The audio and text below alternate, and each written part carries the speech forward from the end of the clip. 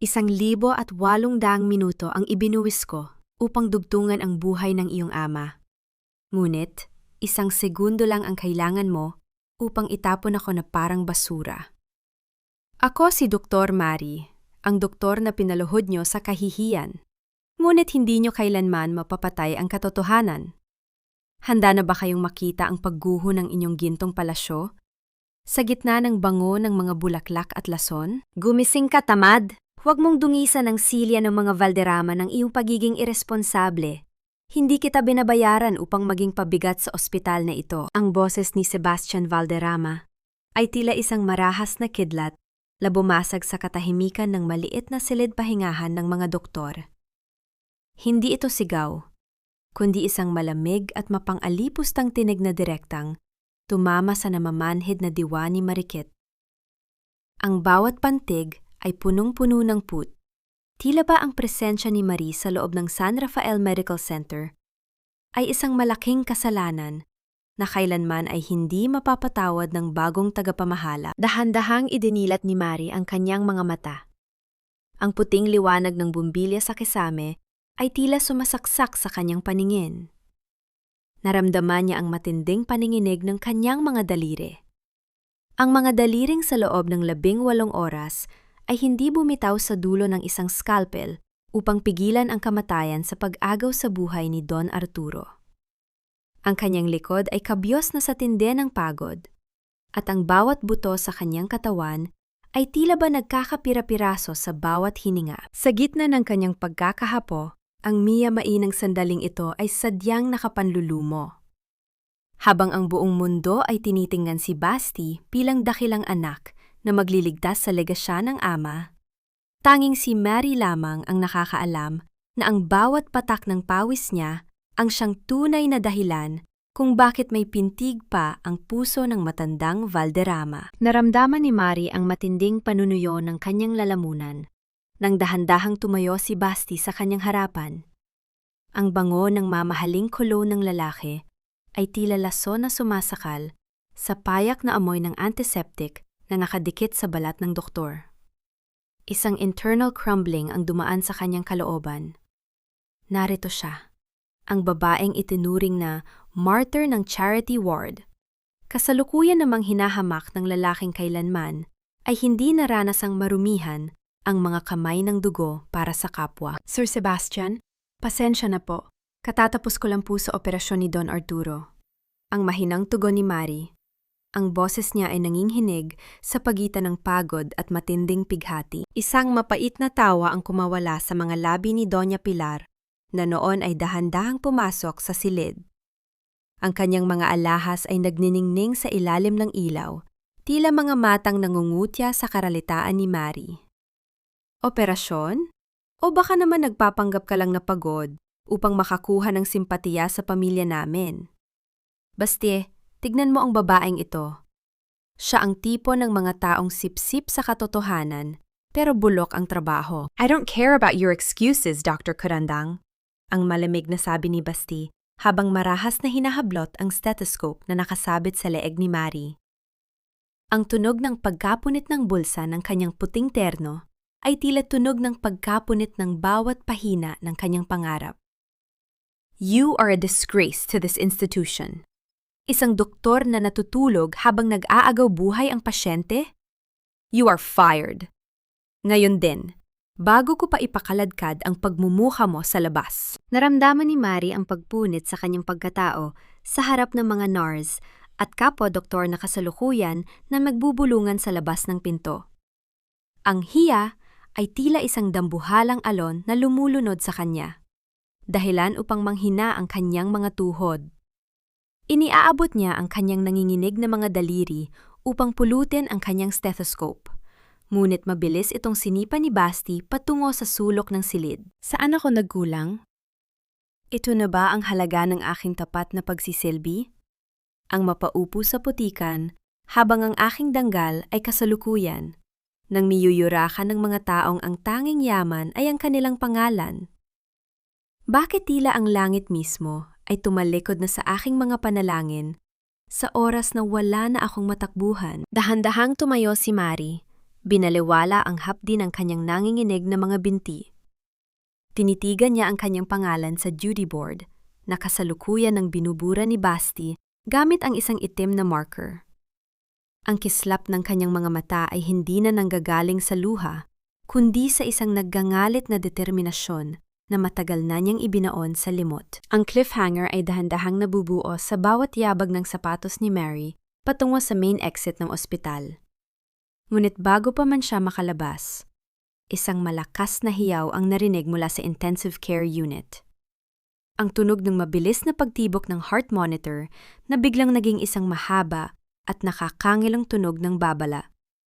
Isang pasyente ang sumigaw sa gitna ng hallway. "Code Blue! Si Don Arturo! Huminto ang kanyang hininga!" Napako si Basti sa kanyang kinatatayuan. Namutla si Doña Pilar.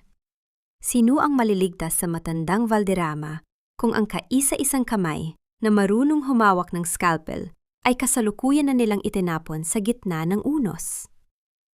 Ang gabi sa San Rafael ay ngayon pa lamang tunay na nagliliyab, at ang katarungan ay kasalukuyan ng nakasabit sa dulo ng isang manipis na hibla ng tadhana. Ang utang na loob ay hindi kailanman nababayaran ng pera, lalo na kung ang buhay na inutang ay sadyang kinalimutan ng mga taong nakikinabang sa huling hininga nito. Ang malamig na bulong na iyon sa isipan ni Mary ay tila naging kaisa ng nakabibinging tunog ng mga sirena sa loob ng San Rafael Medical Center, habang ang bawat doktor at nurse ay nagkakandara pa patungo sa silid ni Don Arturo, na natiling nakatayo si Mary sa gitna ng hallway. Bit-bit ang kanyang mga gamit sa loob ng isang maliit na cardboard box. Naramdaman niya ang matinding panunuyo ng kanyang lalamunan nang makita niya si Basti na kasalukuyan ng nanginginig ang mga kamay habang pinapanood ang mga nurse na itulak ang crash cart. Isang matalim na contextual needle ang bumaon sa puso ni Maury nang maalala niya ang nangyari 18 oras na ang nakalilipas. Tila, bumabalik ang kanyang gunita sa loob ng malamig na operating room. Doon, sa ilalim ng nagniningning na mga ilaw ng surgery, binaliwala ni Maury ang kanyang sariling lagnat at ang panginginig ng kanyang mga tuhod. 18 oras siyang nakatayo, ang kanyang mga mata ay hindi kumukurap habang tahi-tahi ang bawat masiselang ugat sa utak ng matandang Valderrama. "Dr. Carandang, kailangan niyo nang magpahinga. Halos 12 oras na kayong nakatayo," ang pabulong na paalala ng isang nurse noon. "Hindi maaari. Kapag binitiwan ko ito, mawawalan ng ama si Sebastian," ang sagot ni Mary. Ang boses niya ay paos, ngunit punong-puno ng tapat na kalinga. Inisip niya na, sa pamamagitan ng sakripisyong ito, maipakikita niya na ang San Rafael ay hindi lamang kumpanya, kundi isang kanlungan para sa bawat pamilya. Ngunit ang miyamai ng lahat ay, tila ba sadyang itinanim ni Doña Pilar? Matapos ang operasyon, habang naninghinig pa ang mga kamay ni Mary sa pagod, hinarang siya ng matanda sa scrub room. "Magpahinga ka na, Mary. Ako na ang bahala sa records. Huwag mong iisiping ang pagliligtas mo sa asawa ko ay magbibigay sa iyo ng puwang sa pamilyang ito. Isang empleyado ka lang at mananatili kang ganoon." Ang malamig na bulyaw ni Pilar, sapat na upang durugin ang huling hibla ng lakas ng doktor. Nabalik ang diwa ni Mary sa kasalukuyan nang marinig ang hiyaw ni Basti. "Nasaan ang attending surgeon? Bakit hindi niyo maibalik ang tibok ng puso ni Papa?" Ang pasigaw na bulyaw ni Basti sa mga doktor. Ang kanyang mukha ay punong-puno ng desperasyon at takot. Tumingin si Basti sa dulo ng pasilyo at nagtagpo ang kanilang mga mata ni Mary. Isang golden moment ng kaba at bighati ang namayani sa pagitan nilang dalawa. Nakita ni Mary ang pagsusumamo sa mga mata ng lalaking kakalait lang sa kanya. Ngunit bago pa man makahakbang si Basti, marahas siyang hinawakan sa braso ni Doña Pilar. "Anak, huwag mong tawagin ang babaeng yan.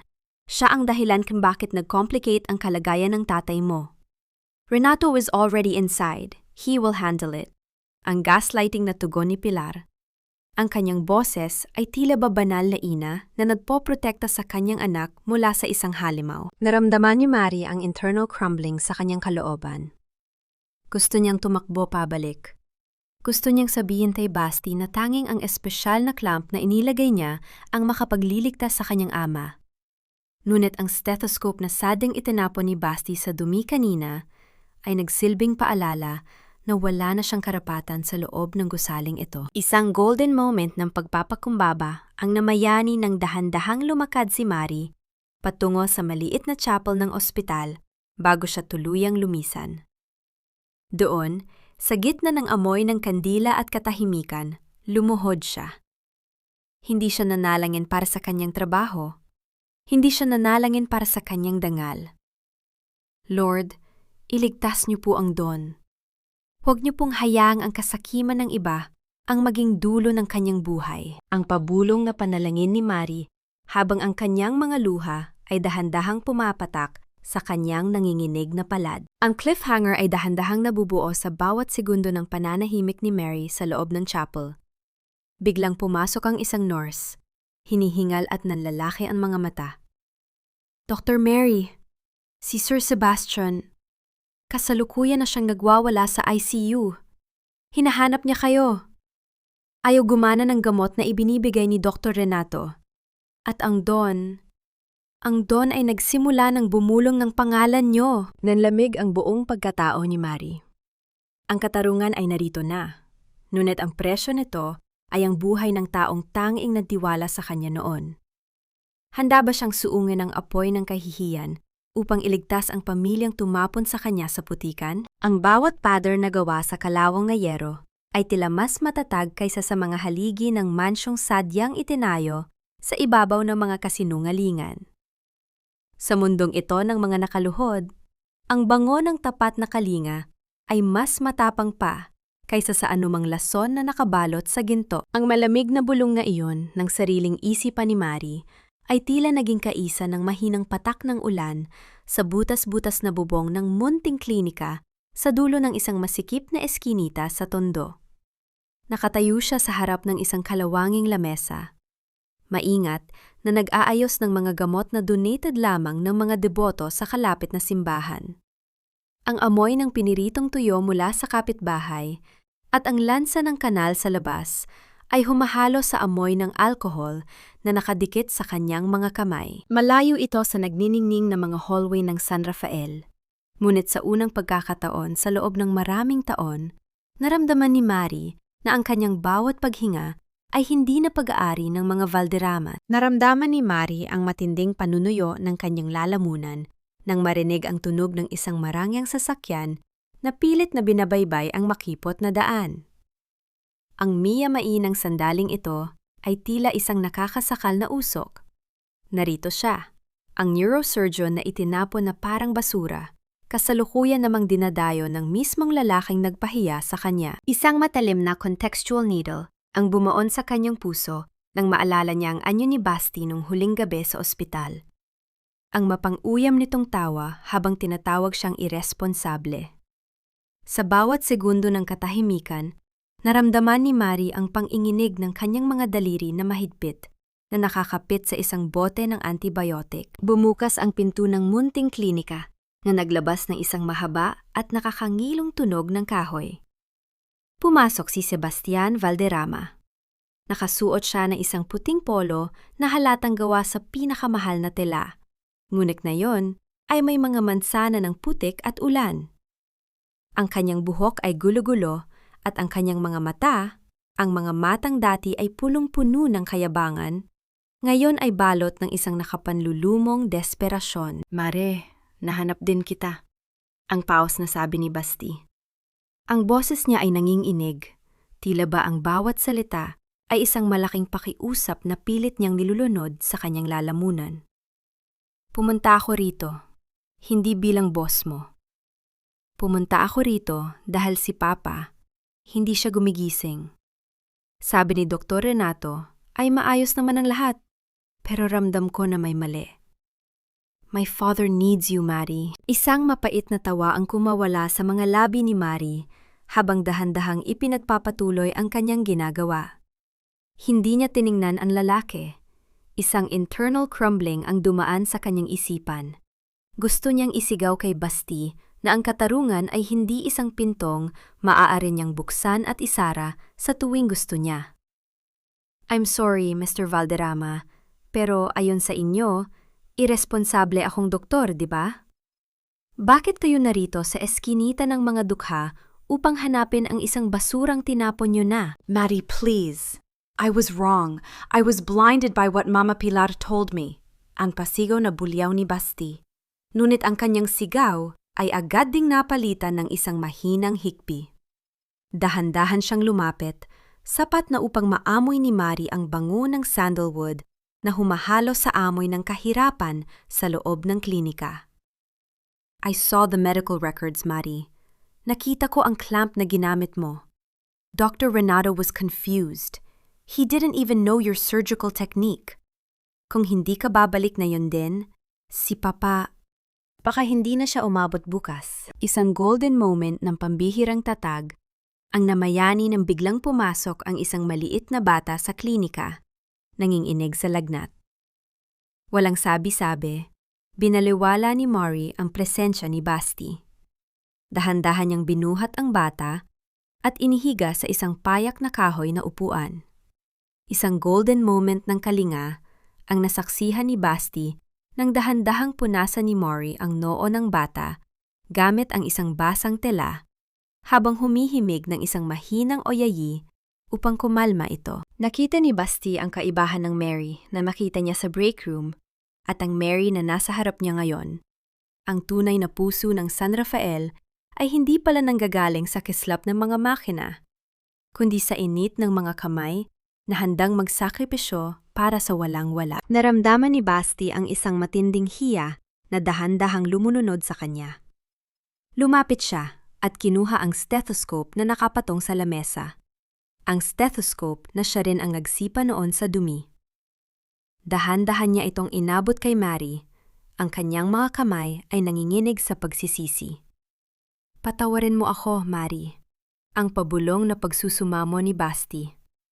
Hindi ko alam na ang taong pilit kong pinapaluhod ay siya palang kaisa-isang humahawak sa huling hininga ng tatay ko. Napatigil si Mary. Tumingin siya kay Basti at sa loob ng ilang segundo, ang slow burn na emosyon sa pagitan nila ay tila nagliyab sa gitna ng unos. Nakita ni Mary ang isang maliit na sugat sa palad ni Basti. Marahil ay nakuha nito habang pilit na binubuksan ang selyadong records room. Isang pambihirang ugnayan ang nabuo sa katahimikan ng klinika. Isang pagkilala na pareho silang biktima ng kasakiman ni Doña Pilar. Babalik ako, Basti, ang mariing sabi ni Mari habang kinukuha ang stethoscope. Pero hindi para sa'yo at hindi para sa pera ng mga Valderrama. Babalik ako dahil may utang na loob ako kay Don Arturo. At dahil kailangan kong ilantad ang bawat lason na kasalukuyang nananalatay sa mga ugat ng San Rafael. Ang cliffhanger ay dahan-dahang nabubuo sa bawat hakbang nila palabas ng klinika patungo sa sasakyan. Ngunit bago pa man sila makasakay, tumunog ang cellphone ni Basti. Isang notification mula sa security system ng mansyon ang lumitaw. Basti, someone is in the medicine vault. Ang nanginghinig na ulat ni Basti habang tinititigan ang screen. Si Dr. Renato at si Mama. Kasalukuyan na nilang kinukuha ang huling batch ng mga gamot ni Papa. Nanlamig ang buong pagkatao ni Mari. Ang path to redemption ni Basti ay nagsisimula na, ngunit ang bawat segundo ng kanilang pagkaantala ay katumbas ng mabilis na pag-agos ng buhay mula sa katawan ng Don. Sino ang unang makakarating sa katarungan? Ang doktor na bitbit ang katotohanan? O ang mga aninong kasalukuyan nang nagpaplanong ibaon ang bawat ebidensya sa ilalim ng lupa? Ilibing mo ng iyong pag-asa, Basti. Ang asawa ko ay hindi na muling magigising upang ituro ang bawat tumi na pilit mong hinahalongkat. Mas mabuti pang tanggapin mo na ang katotohanang ikaw ang pumatay sa kanya dahil sa iyong kapabayaan. Ang malamig na tinig ni Doña Pilar ay tila isang marahas na hampas ng bakal na sumalubong kina Marie at Basti sa pintuan ng intensive care unit. Nakatayo ang matanda sa gitna ng hallway, suot ang kanyang itim na terno na nagniningning sa ilalim ng mga dambuhalang ilaw ng ospital. Ang bawat salita niya ay punong-puno ng lason Isang sining ng manipulasyon na naglalayong ipamukha sa sariling anak na ang bawat hininga nito ay isang malaking pagkakamali. Naramdaman ni Marie ang biglang panunuyo ng kanyang lalamunan nang makita ang anyo ni Basti sa kanyang tabi. Ang lalaki ay nanigas, ang kanyang panga ay nagnangalit at ang kanyang mga mata ay nanunubig sa tindi ng pighati. Isang matalim na contextual irony ang dumaan sa isipan ni Marie. Narito sila sa loob ng San Rafael, isang lugar na dapat ay simbolo ng buhay at pag-asa. Ngunit ang bawat sulok nito ay kasalukuyan ng nagiging sementeryo ng katotohanan. Ang amoy ng antiseptic ay naging amoy ng takot, at ang bango ng mamahaling pabango ni Pilar ay naging simbolo ng pagkabulok ng budi. Hindi ako naniniwala sa iyo, Ma. Ang paos na sagot ni Basti. Ang boses niya ay nanginginig, ngunit may bakas ng bagong tatag. Narito si Dr. Marie. Siya ang magpapatunay na ang bawat lason na ibinigay niyo kay Papa ay may katapat na katarungan. Marie, ang babaeng yan? Isang mapait na tawa ang kumawala sa mga labi ni Pilar habang tinititigan si Marie ng may matinding pandidiri. Isang basurang nanggaling sa tondo ay hinding-hindi makakapasok sa silid na ito. Guards! Ngunit sa pagkakataong ito, hindi nagpadaig si Basti. Isang golden moment ng pagpapasya ang namayani nang humarap ang lalaki sa mga security guards. Sino ang nagpapasweldo sa inyo? Ang kumpanya ko o ang babaeng ito? Kapag hindi nyo hinayaang pumasok si Dr. Marie, sisiguraduhin kong bago sumikat ang araw bukas, ay wala na kayong trabaho sa buong bansa. Natahimik ang lahat. Ang bawat hininga sa hallway ay tila nabitin sa hangin. Sa unang pagkakataon sa loob ng maraming taon, ang tuta ni Doña Pilar ay tuluyan ng naghubad ng kanyang tanikalang ginto. Mabilis na pumasok si Marie sa loob ng ICU. Binaliwala ang mga mura at sumpa ng matanda. Sa loob ng tahimik na silid, ang tanging naririnig ay ang ritmo ng heart monitor at ang mahinang ugong ng ventilator. Lumapit si Marie sa kama ni Don Arturo. Ang balat ng matanda ay maputla, tila manipis na papel na dahan-dahang napupunit. Isang golden moment ng tapat na kalinga ang nangyari nang dahan-dahang hawakan ni Marie ang nanginginig na palad ng Don. Inilapit niya ang stethoscope sa dibdib nito at doon niya naramdaman ang mabilis at hindi regular na pintig. Isang hiyaw ng puso na humihingi ng saklolo mula sa ilalim ng mga maling gamot. Don Arturo, makinig po kayo sa akin. Ang pabulong na pagsusumamo ni Marie. Ang kanyang boses ay tila haplos ng amihan sa gitna ng unos. Nandito na po si Marie. Huwag po kayong bibitiw. Isang himala ang nangyari sa gitna ng katahimikan. Ang mga mata ni Don Arturo ay dahan-dahang idinilat. Isang malabo at nanginghinig na sulyap ang ibinigay ng matanda kay Marie. Naramdaman ni Marie ang mahigpit na pagpisil ni Don Arturo sa kanyang kamay. Isang pisil na punong-puno ng pagkilala at pasasalamat. Marie! Ang pautal-utal na bulong ng matanda. Ang kanyang boses ay tila tuyong dahon na tinangay ng hangin. Ngunit, sapat na yon upang manginig ang buong pagkatao ni Basti, na noon ay nakatayo sa tabi. Dahan-dahang itinuro ni Don Arturo ang ilalim ng kanyang unan, gamit ang kanyang nanginginig na daliri. Sa tindi ng kaba, mabilis na kinapkap ni Basti ang bahaging iyon. Ang kanyang mga daliri ay may nahawakang isang matigas at maliit na bagay. Isang digital voice recorder na nakabalot sa isang pirasong tilang may mansa ng dugo. What is this, Papa? Ang nanginginig na tanong ni Basti. Ngunit bago pa man makasagot ang Don, ang mga ilaw sa loob ng ICU ay biglang namatay. Isang nakabibiging katahimikan ang bumalot sa buong ospital na sinundan ng marahas na pagbukas ng pinto. Nakatayo roon si Dr. Renato, may hawak na syringe at may isang mapanuyang ngiti sa mga labi. I'm sorry, Sebastian, pero ang pamilya Valderrama ay nangangailangan ng isang huling sakripisyo upang manatiling matatag. Ang malamig na sabi ni Renato. Ang cliffhanger ay dahan-dahang nabubuo sa bawat segundo ng pananahimik ni Mary habang nakatitig sa karayom na kasalukuyan nang inilalapit ni Renato sa IV line ni Don Arturo. Sino ang mas mabilis na makakarating sa katarungan? Ang doktor na bitbit ang tapat na kalinga? O ang lason na kasalukuyan nang inihahanda upang tuluyan ng ibaon ang bawat lihim sa ilalim ng lupa? Ang gabi sa San Rafael ay ngayon pa lamang tunay na nagliliyab. Ibigay mo sa akin ang syringe na yan, Renato. Bago ko pa makalimutan na naging bahagi ka ng ospital na ito. Ang bawat patak ng lason na yan ay magiging mitsa ng iyong sariling pagkawasak. Ang boses ni Basti ay hindi na ang boses ng batang sunod-sunuran sa bawat bulong ng kanyang ina. Umalingaw ito sa madilim na silid ng ICU, kasing talas ng asirang dumaan sa apoy. Sa gitna ng kadiliman, kung saan ang tanging liwanag ay nanggagaling sa mga emergency lights na nagkukulay pula, naramdaman ni Mari ang mabilis na pagtibok ng kanyang puso. Nakatayo siya sa pagitan ni Don Arturo at ni Dr. Renato. Ang kanyang mga kamay ay nanginginig hindi sa takot, kundi sa tindi ng katarungang pilit na sumisigaw sa kanyang dibdib. Naramdaman ni Mari ang panunuyo ng kanyang lalamunan nang dahan-dahang lumapit si Renato. Bit-bit ang syringe na nagniningning sa ilalim ng malamlam na liwanag. Isang internal crumbling ang dumaan sa isipan ni Basti. Narito ang lalaking inakala niyang tapat na kaibigan ng kanyang ama.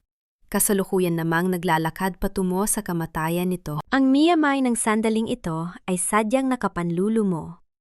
Ang ospital na itinayo para sa buhay ay kasalukuyan ng nagiging katayan ng mga pangarap sa ilalim ng pamamahala ng mga taong pinagkatiwalaan nila. Masyado ka nang nadadala ng emosyon, Sebastian. Ang malamig na pang-uuyam ni Renato. Ang tatay mo ay pabigat na sa kumpanya. Kapag nawala siya, mas magiging malinis ang bawat transaksyon natin sa laboratorio.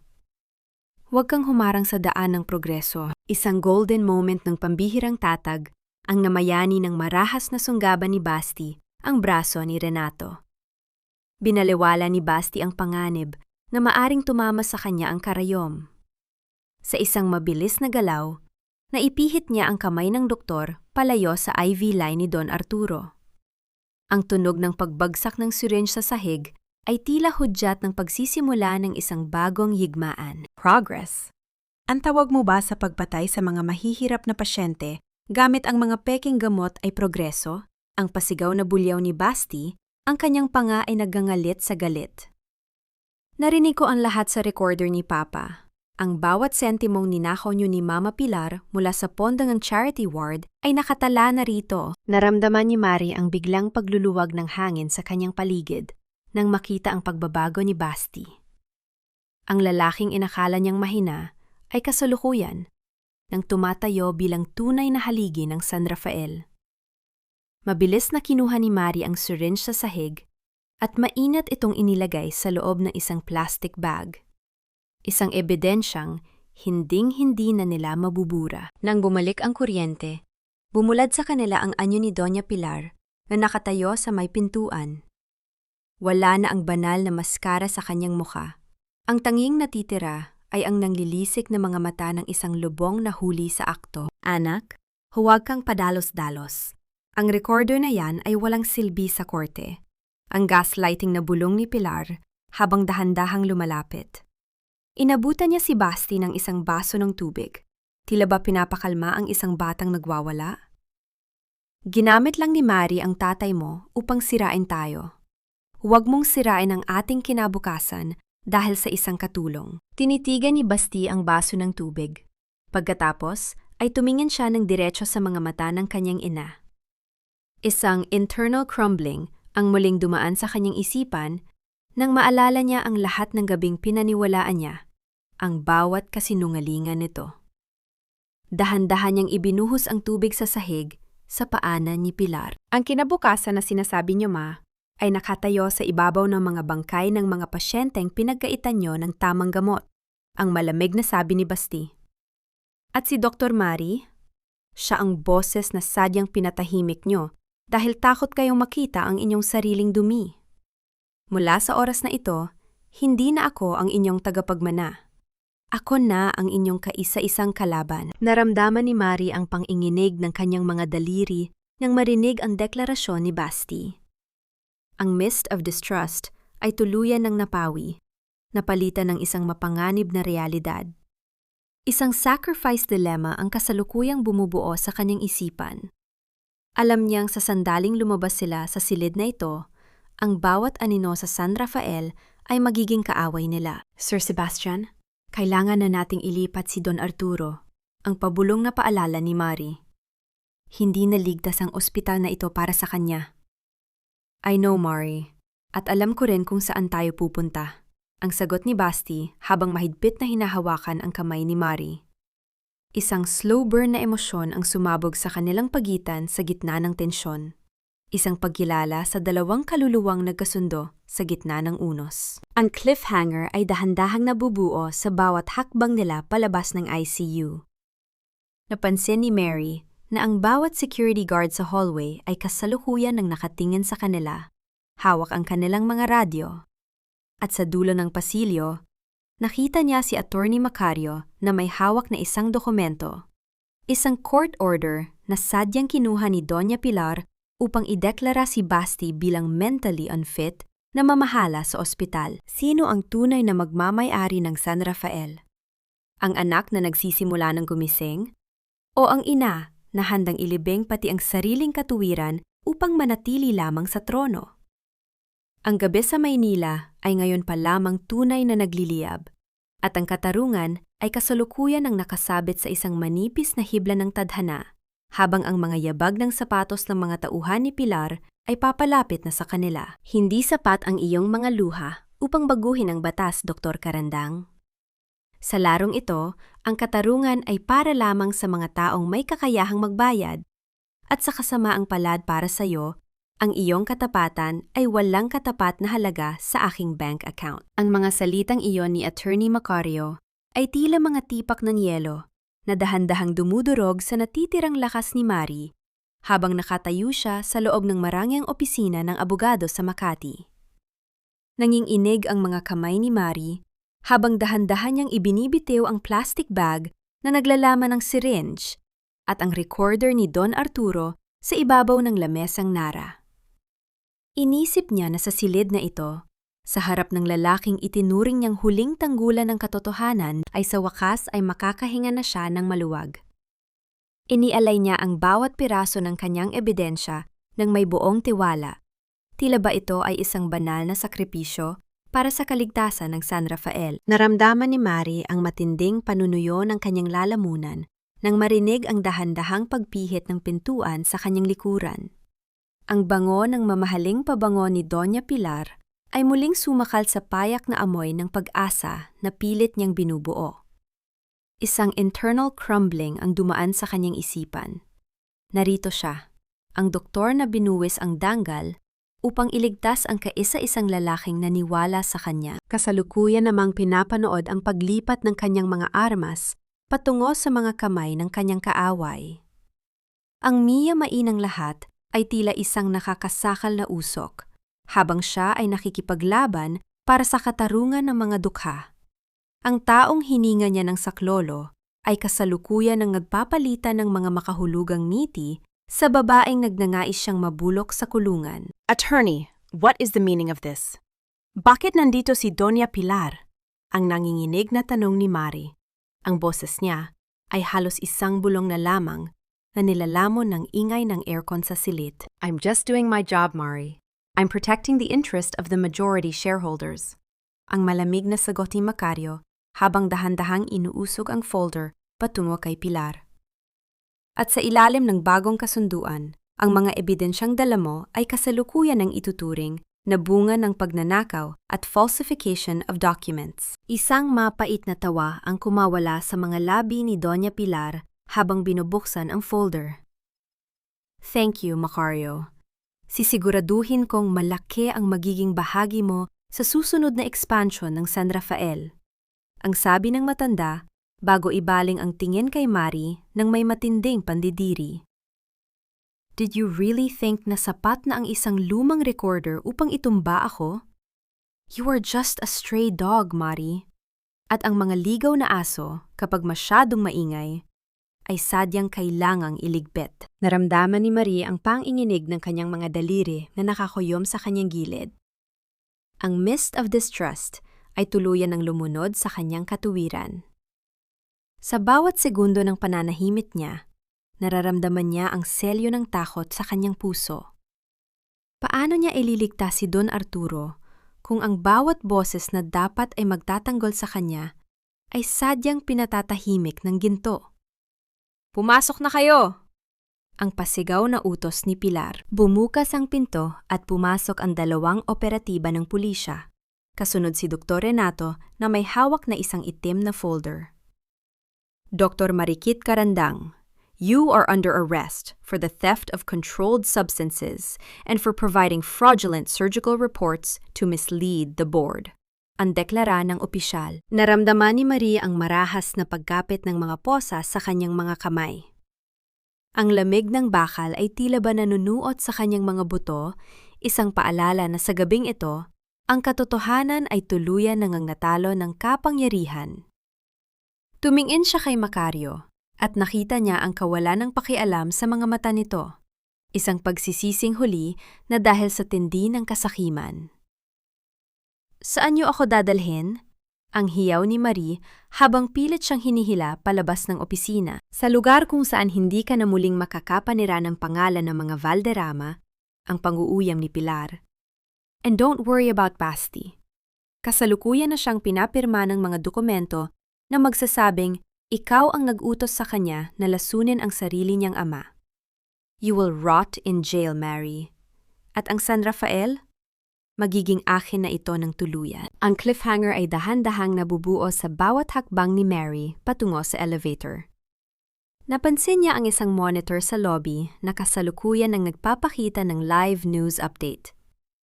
Breaking news! San Rafael Medical Center CEO declared mentally unfit.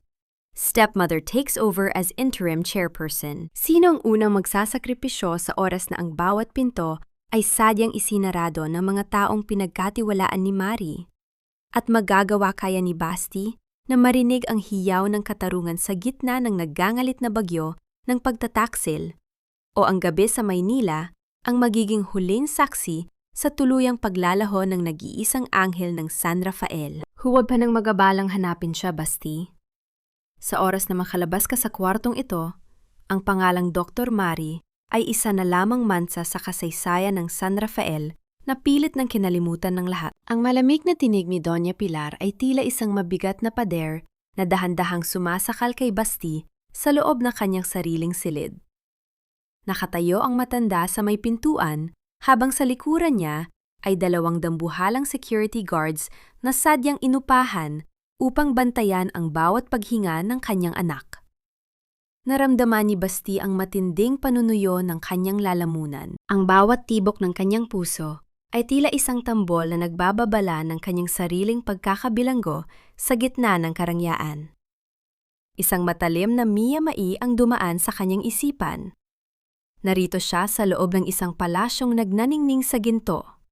Ngunit pakiramdam niya ay mas malaya pa ang mga pulubi sa labas kaysa sa kanya na itinuturing na mentally unfit ng sarili niyang ina. Naramdaman ni Basti ang panginginig ng kanyang mga kamao habang nakatitig sa monitor ng kanyang laptop na kasalukuyan ng blanko dahil pinutol ni Pilar ang koneksyon ng internet.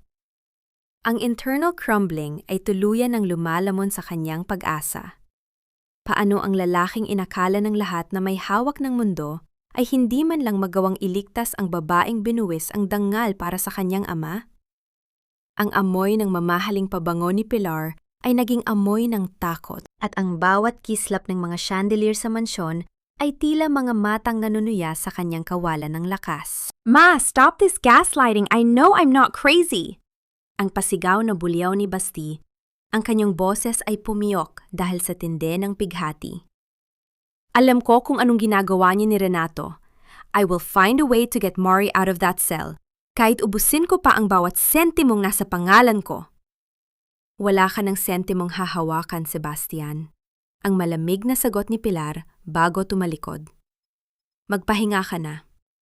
Tomorrow, You will be transferred to a private facility where no one can hear your screams. Isang golden moment ng pambihirang tatag, ang namayani ng marinig ni Basti, ang tunog ng marahas na pagpihit ng bakal na seradura mula sa labas. Hindi siya sumuko. Gamit ang kanyang dating karanasan bilang isang party boy na sanay tumakas sa mga bintana ng hotel, dahan-dahan niyang kinuha ang bedsheet at tinalian ang bawat dulo nito. Ang bawat sapa ng kanyang mga paa sa bubong ng mansyon ay tila ritmo ng isang rebelyon na 10 taon na niyang dapat ginawa. Narating ni Basti ang squatters area kung nasaan ang munting klinika ni Marie. Sa gitna ng dilim at amoy ng lansa ng kanal, sinalubong siya ng mga taong dati ay tinitignan lamang niya mula sa malayo. Isang golden moment ng kalinga ang nangyari nang lapitan siya ni Aling Myrna, ang nurse na matagal nang manggagawa sa San Rafael, ngunit kasalukuyang nakatira sa hirap. Sir Sebastian, bakit kayo narito? Delikado po sa inyo rito, ang nag-aalalang bulong ni Myrna. Nasaan ang mga pasyente ni Dr. Mari? Kailangan ko silang makausap, ang pagsusumamo ni Basti. Sa loob ng sumunod ng 2 oras, narinig ni Basti ang mga kwentong hindi kailanman nakarating sa kanyang opisina sa Makati. Ang mga kwento ng mga inang binigyan ni Mari ng gamot ng walang bayad, ang mga amang inoperahan niya sa gitna ng gabi gamit lamang ang munting liwanag ng flashlight. Doon na-realize ni Basti ang tindi ng kanyang pagkakamali. Ang iresponsableng doktor na minaliit niya ay siya palang kaisa-isang haligi ng integridad na natitira sa pamilya Valderrama. Gagamitin ko ang bawat boses nila upang pabagsakin ka, ma. Ang pabulong na panata ni Basti habang nakatitig sa nangingitin na tubig ng sapa. Kinagabihan, sa tulong ng mga manggagawa, nakapasok si Basti sa presinto kung nasaan si Mari. Sa loob ng malamig at madilim na selda, nakita niya ang anyo ng dalaga. Nakaupo si Mari sa sementong sahig, nanginginig sa ginaw. Ang kanyang puting terno ay punong-puno na ng dumi. Isang golden moment ng slow burn na emosyon ang sumabog nang lumapit si Basti sa mga rehas. Inabot niya ang kamay ni Mari. Sa unang pagkakataon, hindi dahil sa utos, kundi dahil sa purong pagmamahal, dahan-dahang hinaplos ni Basti ang pisngi ni Mari. Dinukot niya ang kanyang panyo at dahan-dahang pinunasan ang mansa ng dugo sa gilid ng labi ng dalaga. Marie, I'm so sorry. Nabulag ako ng sarili kong kayabangan. Ang nanginginig na sabi ni Basti, ang kanyang mga mata ay nanunubig sa pagsisisi. Hindi ko alam na ang taong pinapahirapan ko ay ang nag-iisang anghel na nagligtas sa kaluluwa ng tatay ko. Tumingala si Mari. Sa loob ng ilang segundo, ang lahat ng pait at galit sa pagitan nila ay tila nahugasan ng tapat na pagsusumamo sa mga mata ng lalaki. Baste, bakit ka narito? Mapapahama ka lang? Ang mahinang tugon ni Mari. Ang kanyang boses ay tila isang munting hininga sa gitna ng unos. I won't let you stay here, Mari. I have the security logs. Nakuha ito ni Aling Myrna bago pa man burahin ni Renato. Ang pabulong na revelasyon ni Basti. But there's one more thing. Nakita ko ang records ni Mama Pilar mula sa ibang ospital. Mari, hindi siya ang taong inaakala natin. She's not even a licensed nurse. Sadyang pinatay niya ang kredensyal ng ibang tao upang mapalapit kay Papa noon. Nanlamig ang buong pagkatao ni Mary. Ang mist of distrust ay tuluyan ang napalitan ng isang mapanganib na katotohanan. Ang bawat patak ng lason sa San Rafael ay may mas malalim pang ugat na ngayon pa lamang nila dahan-dahang nahahalungkat. Ang cliffhanger ay dahan-dahang nabubuo sa bawat segundo ng pananahimit nila sa gitna ng rehas. Biglang tumunog ang alarm sa loob ng presinto. Isang mabilis na yabag ng mga sapatos ang narinig mula sa pasilyo. Pumasok si Attorney Macario, kasama ang 5 armadong tauhan ni Doña Pilar. Masyadong naging mabilis ang iyong pagtakas, Sebastian. Ang malamig na pang-uuyam ni Macario habang dahan-dahang itinataas ang kanyang baril. Pero sa gabing ito, sisiguraduhin naming walang katotohanang makakalabas sa pader na ito ng buhay. Sino ang unang magsasakripisyo sa oras na magtagpo ang katapatan ng isang doktor at ang desperasyon ng isang anak? At magagawa kaya ni Don Arturo na magising sa gitna ng hiyaw ng katarungan bago pa man tuluyang magdilim ang paningin ng dalawang pusong, nagsisimula pa lamang maghilom. Ang katarungan ay hindi nabubuo sa dulo ng isang baril, attorney.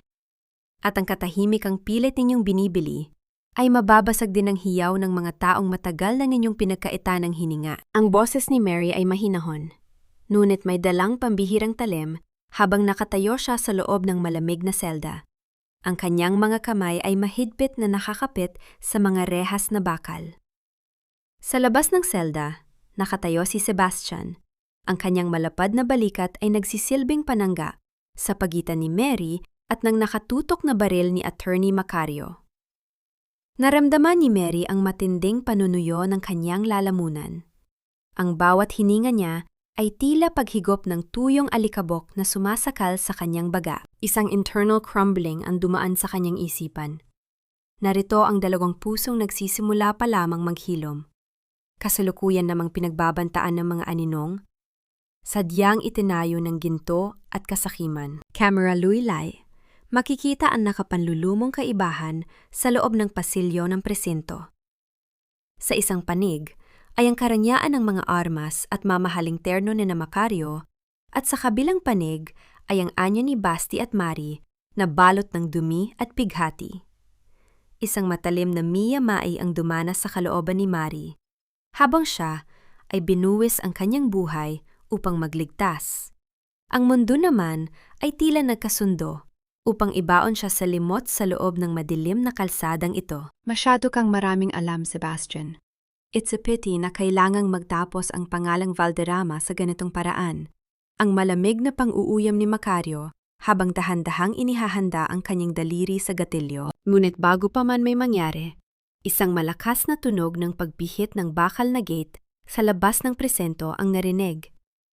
Hindi ito ang tunog ng isang sasakyan, kundi ang tunog ng libo-libong yabag ng mga paa na sabay-sabay na humahakbang sa semento.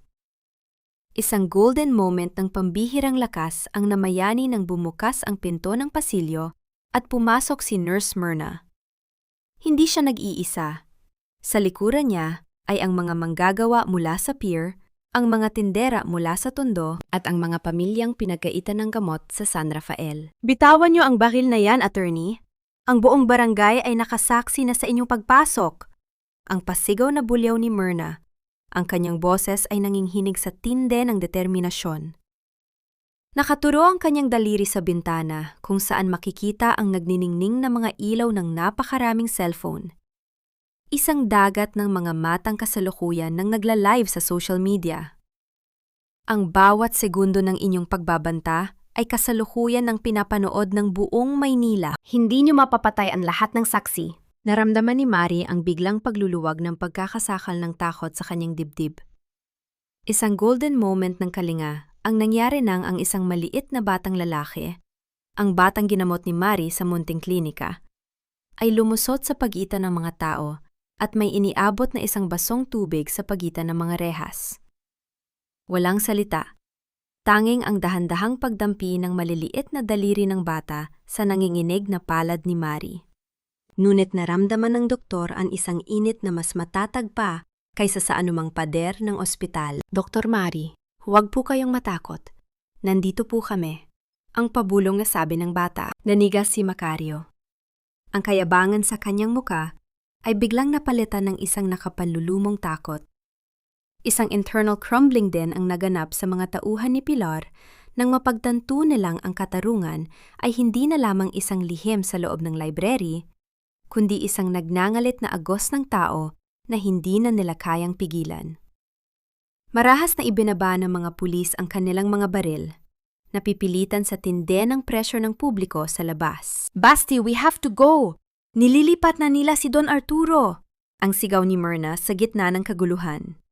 Inutusan ni Pilar ang mga tauhan niya na dalhin ang Don sa isang pribadong eroplano patungong Switzerland. Kapag nakaalis sila, hinding-hindi na natin siya mahahanap. Naramdaman ni Basti ang mabilis na pagtibok ng kanyang puso. Tumingin siya kay Mari at sa loob ng ilang segundo, ang slow burn na emosyon sa pagitan nila ay naging isang banal na panunumpa. Mari, kailangan kong iligtas si Papa. Pero hindi ko magagawa ito kung wala ka. Isang huling operasyon, Mari. Isang huling pagkakataon upang bawiin ang San Rafael. Binuksan ng isang tapat na nurse ang selda ni Mari. Paglabas ng dalaga, sinalubong siya ni Basti ng isang mahigpit na hawak sa kamay. Isang hawak na nagsasabing hindi na siya muling mag-iisa sa gitna ng unos. Ang bawat patak ng ulan sa labas ay tila nagsisilbing basbas sa kanilang muling pagsasamang dalawa. Ang cliffhanger ay dahan-dahang nabubuo sa bawat pag-ikot ng gulong ng kanilang sasakyan patungo sa NAIA hangar. Napansin ni Mari na ang screen ng kanyang cellphone ay biglang nag-flicker at nagpakita ng isang emergency alert mula sa intensive care unit ng San Rafael. Isang huling mensahe mula kay Dr. Renato. The evidence is gone, and so is your father's heartbeat. Don't bother coming back. Nanlamig ang buong pagkatao ni Mari. Ang katarungan ay narito na sa kanilang mga kamay. Ngunit ang buhay na pilit nilang isinasalba ay tila dahan-dahan ng tinatangay ng anino ng kamatayan. Sino ang magsasakripisyo ng huling hininga upang mabuhay lamang ang katotohanan? Ang gabi sa Maynila ay ngayon pa lamang tunay na nagliliyab, at ang tunay na lason ay kasalukuyan ng kumakatok sa pintuan ng kanilang muling pagsilang. Huwag mong subukang pigilan ang paglipad na ito, Sebastian. Ang tatay mo ay pag-aari ko na hanggang sa kabilang buhay, at ang bawat ebidensyang pinanghahawakan nyo ay magiging abo na sa sandaling lumampas ang eroplanong ito sa kalangitan ng Maynila. Ang malamig at mapang-alipustang tinig ni Doña Pilar ay umalingaw-ngaw sa loob ng pribadong hangar ng NAIA, sapat na upang lunurin ang mahinang ugong ng makina ng naghihintay na jet. Nakatayo ang matanda sa bukana ng hagdanan ng eroplano. Nagdiningning ang kanyang suot na mga perlas sa ilalim ng dambuhalang mga spotlight. Tila ba isang banal na reyna na kasalukuyan ang tumatakas mula sa sarili niyang mga kasalanan. Sa likuran niya, nakita ni Mari ang anyo ni Don Arturo na kasalukuyang nakahiga sa isang mobile stretcher, napapaligiran ng mga makina at ng mga tauhan ni Dr. Renato. Naramdaman ni Mari ang matinding panunuyo ng kanyang lalamunan nang mapansin ang monitor ng heart rate ni Don Arturo. Ang internal crumbling ay muling dumaan sa kanyang isipan. Narito siya, sa rurok ng kanyang pakikipaglaban. Ngunit tila ba ang kamatayan ay kasalukuyan nang nagbibilang ng natitirang segundo bago tuluyan ng lamunin ang matanda. Isang matalim na contextual irony ang bumalot sa sandaling iyon. Habang ang buong pamilya Valderrama ay naghahanda para sa isang pribadong paglipad, ang kaisa-isang taong nagbigay sa kanila ng dangal ay kasalukuyan ng itinuturing na isang kargamento na kailanman ay hindi na dapat magising. Ma, sapat na ang 10 taon ng iyong palilinlang. Ibaba niyo si Papa, ang pasigaw na bulyaw ni Basti habang mabilis na lumalakad patungo sa hagdanan. Ang kanyang panga ay nagnangalit at ang kanyang mga mata ay nagnaningning sa tindi ng pot. Alam na ng buong mundo ang tungkol sa lisensya mo.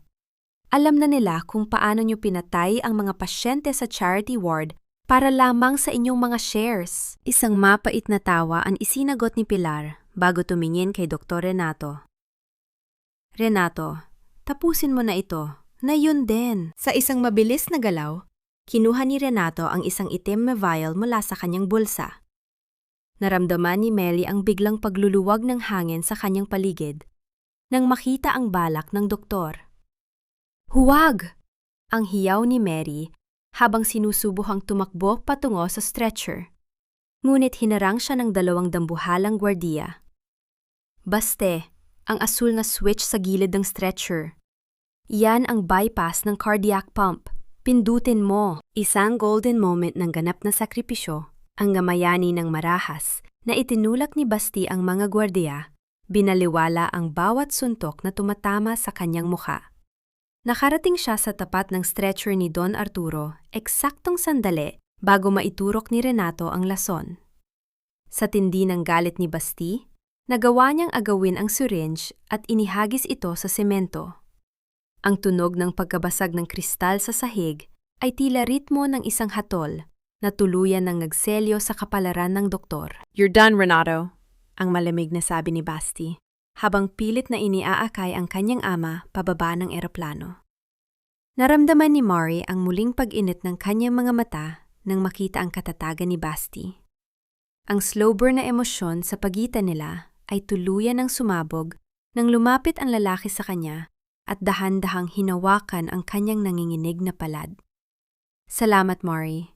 Dahil sa'yo, nahanap ko ang tapang na manindigan para sa pamilya ko. Ngunit ang tagumpay ay mabilis na nabalot ng kaba nang marinig nila ang nakabibinging sirena ng mga sasakyan ng National Bureau of Investigation.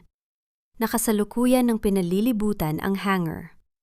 Isang pambihirang golden moment ng pighati ang dumaan nang makita ni Pilar na ang kanyang huling takasan ay tuluyan ng nasarado. Ang hiya ay naging isang dambuhalang sementeryo na lalamon sa kanya ng buo sa harap ng mga kamera ng media na kanina pa naka-on. Hindi niyo ako pwedeng gawin ito. Ako ang nagligtas sa pamilyang ito.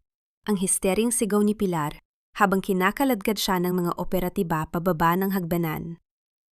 Ang kanyang mga perlas ay napigtas, isa-isang bumabagsak sa semento, tila mga butil ng luhang kailanman ay hindi naging tapat. Sa gitna ng kaguluhan, dahan-dahang lumapit si Marie kay Don Arturo. Isang golden moment ng tapat na kalinga ang nangyari nang marahang idampi ni Marie ang kanyang palad sa pisngi ng Don. Nandito na po ako, Don Arturo. Ligtas na po kayo. Dahan-dahang iminulak ng matanda ang kanyang mga mata. Isang malabo, ngunit punong-puno ng pasasalamat ng ngiti ang sumilay sa kanyang mga labi. Mari, ang aking anghel?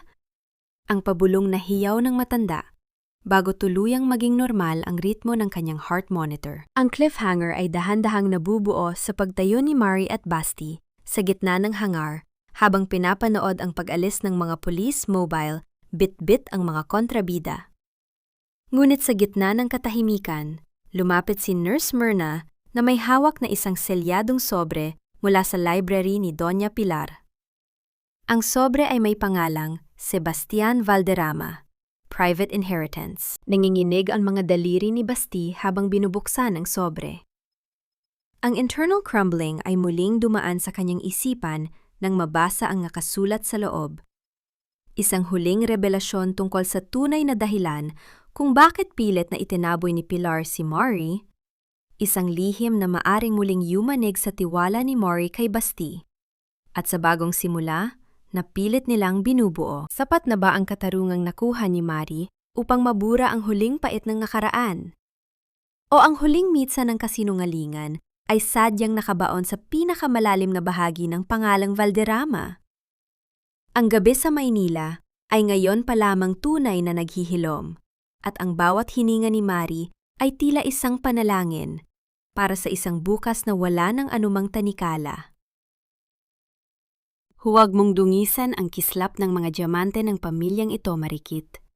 Ang isang basurang galing sa pusali ng Tondo ay hinding-hindi magiging bahagi ng kasaysayan ng San Rafael, kahit ikaw pa ang nagdugtong sa huling hininga ng Don. Mananatili kang mansa sa puting terno ng aming pamilya. Ang malamig na tinig ni Attorney Macario ay tila isang marahas na hampas ng bakal na umalingaw-ngaw sa loob ng engrandeng Grand Ballroom ng Manila Hotel. Nakatayo si Mari sa likuran ng malalahing kurtinang pelus. Suot ang kanyang puting uniforme na sadyang pinatuyo at pinaplansa ni Nurse Myrna. Sa kanyang mga kamay, nanginginig niyang hawak ang isang maliit na bouquet ng mga bulaklak na balak niyang ibigay sa kaisa-isang pasyenteng nagturo sa kanya kung paano muling maniwala sa kabutihan, si Don Arturo. Isang matalim na miyamai ang dumanas sa kanyang kalooban. Narito siya sa ika-50 anibersaryo ng San Rafael Medical Center, ang ospital na binuwisan niya ng bawat oras ng kanyang kabataan. Ngunit sa loob ng silid na ito, siya ay kasalukuyan pa ring tinitingnan bilang isang kriminal na nagnanais na ubusin ang yaman ng mga Valderrama. Naramdaman ni Mari ang matinding panunuyo ng kanyang lalamunan. Ang bawat paghugot niya ng hininga ay tila paghigop ng isang tuyong alikabok na sumasakal sa kanyang baga.